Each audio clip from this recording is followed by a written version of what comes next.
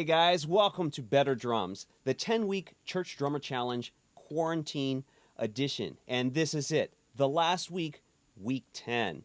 So if you've been following along for the last 9 weeks, congratulations and thank you very much. I hope that the material has been useful and helpful to you, not only in helping you learn to read as a church drummer, but also just overall improving your chops, feel, and sense of time and coordination. So if you're joining now for the first time, you can go back, or if you've missed any of the previous lessons, you can go back and check them out on YouTube, Instagram, or Facebook. And what we've been doing for the last 10 weeks now is working through this book, Better Drums, the 10-week Church Drummer Challenge, and you can download it for free at my website, haroldheisen.com. And so you can download it by chapter or the whole book.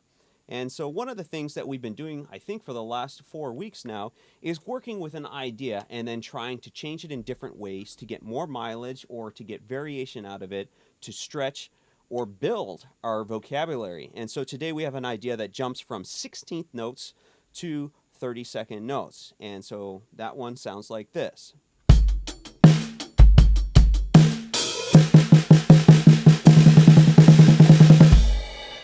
Okay? So that's the original idea, and it's just on the snare. And so the question or the possibilities we've been exploring are, what are some things that we can do, or what are things we can do to change it or to make it more interesting? And so one of the things is we can move it around the drums. So notice that the rhythm is still the same. It's 2 beats of 16th notes and then 2 beats of 32nd notes. And this fill-in would sound like this. Okay, and just to review, if this is your first time, I'm using my Quarantine Edition drum set, hybrid setup here, rack tom and floor tom, okay? And so this fill-in sounds like this.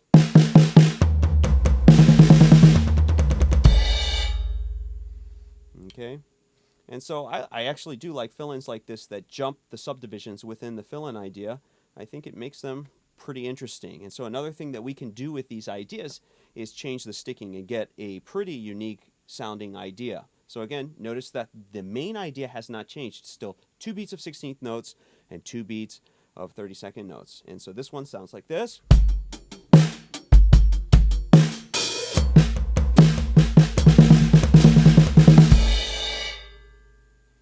All right, and so there we're using the rudiment, the single paradiddle, and then I guess a new rudiment, the paradiddle diddle, going into the single stroke roll. So you can see how useful rudiments can be when applied, especially to fill-ins, as is the case here.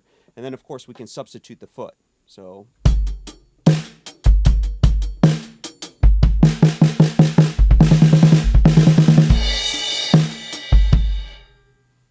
okay, and so there's an idea of substituting the foot. So, taking some of the hand parts and just moving them to the bass drum. And then we can take away from the idea. So never forget, especially if you have a fill-in that's kind of on the busy side, that you can remove certain beats or parts of beats and come up with something that sounds pretty unique, like this.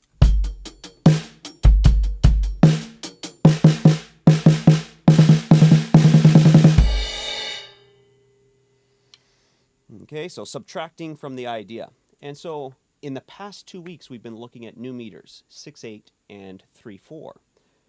As you explore these meters, you might notice that some fill-ins are kind of common. And so in this chapter, we're going to look at some of the fill-ins, and I'm just presenting some ideas as well that maybe are some personal favorites or some things that I lean towards. But definitely try to take note of ideas that you hear reoccurring, like certain fill-ins that are common in 6/8 at, 8th note equals 150 BPM, for example, or in 3/4, in worship music in 3/4, you might hear certain types of fill-ins commonly. And so make sure you're comfortable with those, because when you encounter a song in 3/4, worship song in 3/4, you can definitely build off of the ideas that you've already learned.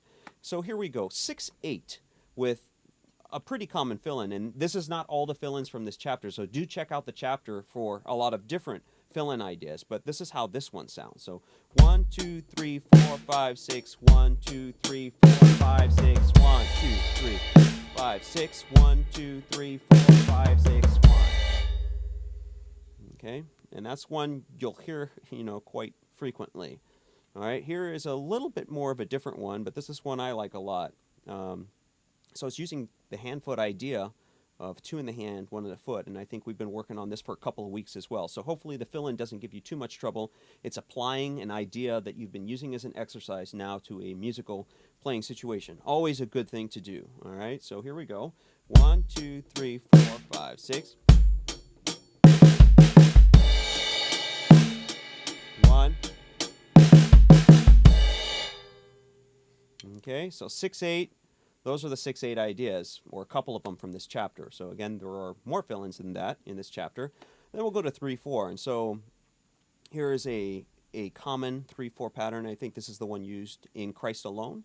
And so you'll notice that the fill-in is at the end of the second bar here. So 1, 2, 3, 1, 2, 3, 1, 2, 3, 1, 2, 3, 1. All right, and then another one. So this one is actually a one bar rather fill-in. So 1, 2, 3.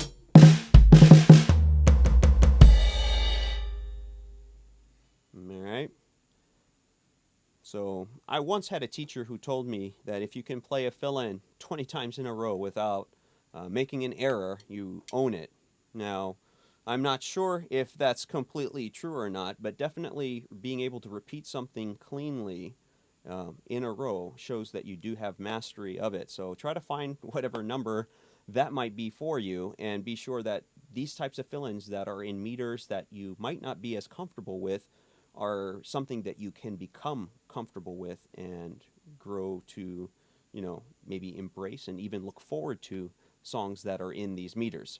So in this chapter then, we're going to I'm going to actually play a video in a second. So the content of the book includes video examples where I'm demonstrating ideas from the book. And so what we've been working on are ideas of playing grooves with ostinatos. And our ostinato this week is 8th notes on the ride with stepped hi-hat quarter notes. So the previous weeks we've been doing 16th notes, single-handed 16ths, and then step 8ths. Okay, so we've got a new ostinato, and we're going to apply it to different grooves that we've been working on that are actually grooves found in popular worship songs. So check out this video.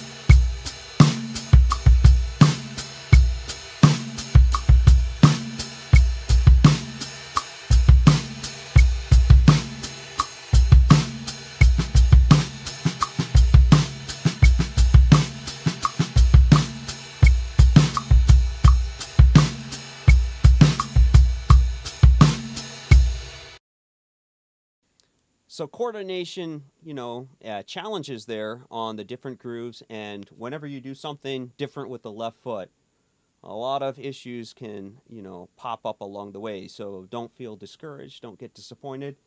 Find a way to practice, a logical way to practice, whether it's slowing things down, try to do it as, consistently as possible, and trust me, you will have results. So this week we're also going to be looking at hand-foot ideas, and we've been doing this for many, many weeks now. And so here you can see we have triplet-based ideas. So the 8th note triplet going into the 16th note triplet. And sometimes, things like this, they kind of look a little scary, but if you consider a right-left foot sticking, it'd be like right, right, right, right, right, right, 1, 2, 3, and 4, and, okay? So that's basically what the right hand is doing, and you can use the right hand to help you keep time. So this one sounds like this. I'll put the time on the hi-hat. So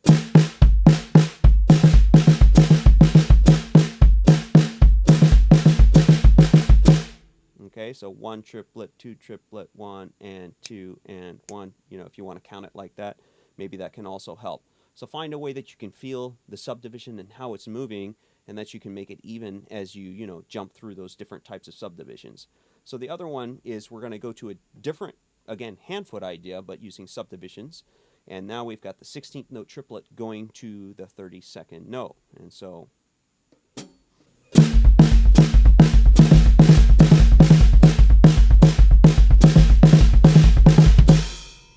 all right, so that's that idea. And again, you can take these slower, you can speed them up to tempos that you think you can use. In the end, you want to get them to a position or a place where you can use them in worship music so that it is applicable to the things that you are doing. And of course, we're going to end out this week with another chart. And so this is Grace Abounds by Gloryfall. It's a little bit of a brighter track. It's a happy track. So hopefully you have a lot of fun with it. So the new things here are we're using the sine and the DS. And it's all explained in the chapter anyway, but essentially what that's going to do is let you jump from a part in the chart to another part in the chart using, first, second endings and repeats, and essentially save you a lot of paper and having to rewrite things. So you can use the DS, the sine, and the coda, which we're going to be getting to now this week to wrap up how we've been considering charts. And again, this is a full chart. You can see there in the beginning it drops a flam, and then you're into the groove. You can see that the repeats are being used and the first ending for the pre-chorus. So a lot of the ideas hopefully are going to be summarized now in this chart, and I do hope that you are starting to chart different things for yourself, and that the ability to read and to be able to chart are something that are helping you as a church drummer. All right, so those of you who have been coming in for the lesson, thank you so much for joining. And again, to all of you who have been a part of this series for the last 10 weeks, thank you so much. Again, I pray that this has been helpful to you, and that God will bless you as you continue to give him your all, and that you continue to serve in the capacity on the worship team, as you serve the body of Christ in that way. If there's any way that I can help you further as a church drummer, do let me know. If this material has been helpful to you, please, send me a message and let me know. I'd love to hear from you. I hope you guys are all doing well and have improved a lot as a church drummer. Keep on drumming. God bless you guys.